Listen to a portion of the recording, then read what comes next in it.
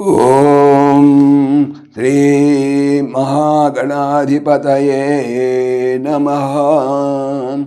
ఓం సాయీశ్వరాయ విద్మహే సత్యదేవాయ ధీమహి తన్నః సర్వః ప్రచోదయాత్. ఓం సాయీశ్వరాయ విద్మహే సత్యదేవాయ ధీమహి తన్నః సర్వః ప్రచోదయాత్.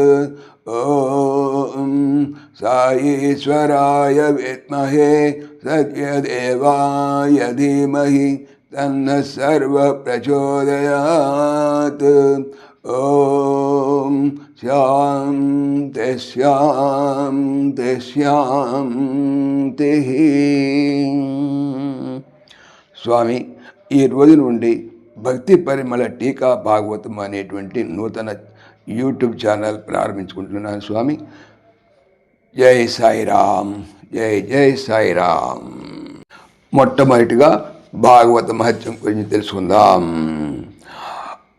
అతుచతుర్వదనో బ్రహ్మా ద్విబాహురపరో హరిః అఫాలలోచన సాక్షాత్ భగవాన్ బాదరాయణః వ్యాసం వసిష్ఠనప్తారం శక్తేః పౌత్రమకల్మషం పరాశరాత్మజం వందే సుఖతాతం తపోనిధిం. వ్యాసాయ విష్ణురూపాయ వ్యాసరూపాయ విష్ణవే నమో వై బ్రహ్మనిధయే వాసిష్ఠాయ నమో నమః. శ్రీ వ్యాస మహర్షియే బాదరాయణుడు. ఈయన 4 ముఖాలు లేని బ్రహ్మ, 2 చేతులు ఉన్న విష్ణుమూర్తి, పాలభాగములో 3వ కన్ను లేని శివుడు. వ్యాసుడు వశిష్ఠునకు ముని మనుమడు, శక్తికి మనుమడు, పరాశరునికి కొడుకు, సుఖమహర్షికి తండ్రి. అట్టి తపోనిధికి నమస్కరిస్తున్నాను. వ్యాసుడే విష్ణువు, విష్ణువే వ్యాసుడు. వశిష్ఠుని వంశంలో పుట్టిన బ్రహ్మనిధి అయిన వ్యాసునకు నమస్కరిస్తున్నాను. వ్యాస మహర్షి రచించిన పురాణాల్లో భాగవతం శ్రేష్టమైనది. భాగవత మహిమ స్కాంద పురాణం, పద్మ పురాణం, కౌశిక సంహిత మొదలైన వాటిలో ఎక్కువగా కీర్తించబడింది. భాగవత్ మహత్యాన్ని శ్రీ విష్ణువే స్వయంగా చతుర్ముఖ బ్రహ్మకు ఉపదేశించినాడు. ఈరోజు మనం ఉదాహరణకు స్కాంద పురాణంలో ఉన్నటువంటి భాగవత మహత్యాన్ని గురించి తెలుసుకుందాం.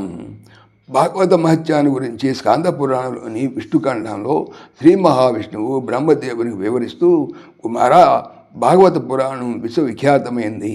భాగవతాన్ని శ్రద్ధగా వినాలి, అదే నాకు సంతోషాన్ని కలిగిస్తుంది.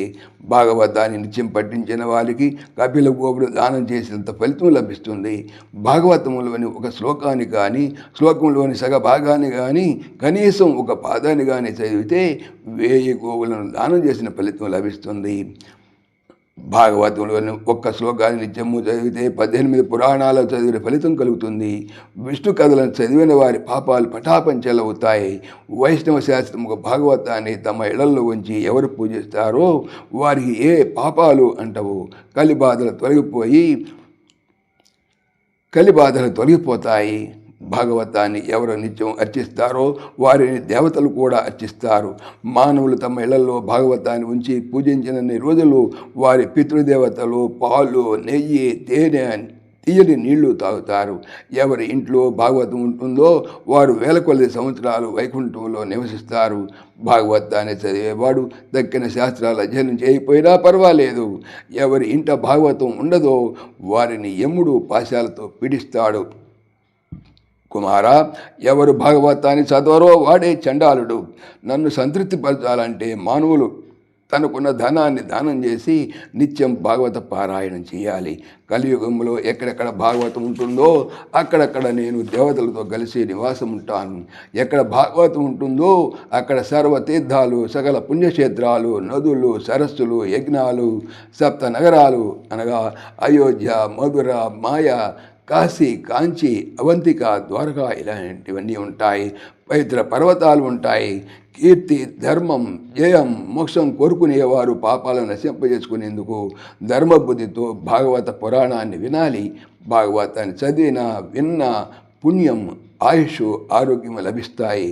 ఎవరు భాగవతాన్ని వినరో, విని సంతోషించరో వారు యమధర్మరాజు అధీనములు ఉంటారు. ఇది సత్యం, ఇదే సత్యం. ఏకాదశి నాడు ఎవడు భాగవతాన్ని వినడో వాడు మహాపాపి. ఎవరి ఇంట్లో భాగవతం రాయబడుతుందో అక్కడ నేను ఉంటాను. సకల పుణ్యనదుల్లో స్నానం చేయటం వల్ల ఎటువంటి ఫలం కలుగుతుందో, 4 ధర్మాలందు ఉన్నటువంటి సాధువులను సేవించటం వల్ల ఎటువంటి ఫలం కలుగుతుందో అటువంటి ఫలం భాగవత పారాయణం వల్ల కలుగుతుంది. ఓ చతుర్ముఖ, ఎక్కడ భాగవత కథ వినపడుతుందో అక్కడికి దూడలు వెతుకుతూ వెళ్ళే అవులాగా నేను వెడతాను. ఎవరు నా కథలు వింటారో, ఎవరు నా కథలు చదువుతారో, ఎవరు భాగవత కథల వల్ల తృప్తి పొందుతారో వారిని నేనెప్పుడూ విడిచిపెట్టను. ఎవరు భాగవత పురాణాన్ని చూచి కూడా నిలబడి భక్తితో నమస్కరించారో వారికి సంవత్సర పుణ్యం నష్టమవుతుంది.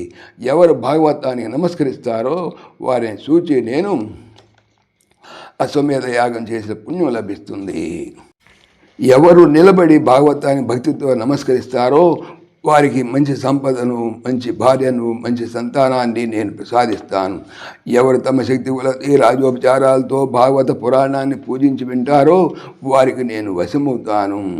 ఎవరు పర్వదినాల్లోనూ దేవోత్సవాలను వస్త్రాలు, నగలు దానం చేసి భాగవతాన్ని దీపధూపాలతో అర్చిస్తారో వారు పతివ్రత భర్తను వశం చేసుకున్నట్లు నన్ను వశం చేసుకుంటారు. ప్రతిరోజు భాగవతాన్ని చదవడం వల్ల సమస్త పుణ్యపాపాలు లభిస్తాయి అని శ్రీ మహావిష్ణువు తన కుమారుడైన బ్రహ్మదేవునికి భాగవత మహత్యాన్ని తెలియజేశాడు. ఇలా వివిధ పురాణాల్లో భాగవత మహత్యాన్ని వివరింపబడింది. సాయిరామ్. పవిత్రమైనటువంటి భాగవతం చెప్పేది ఏమిటి? బాగా అవుతాము అనే.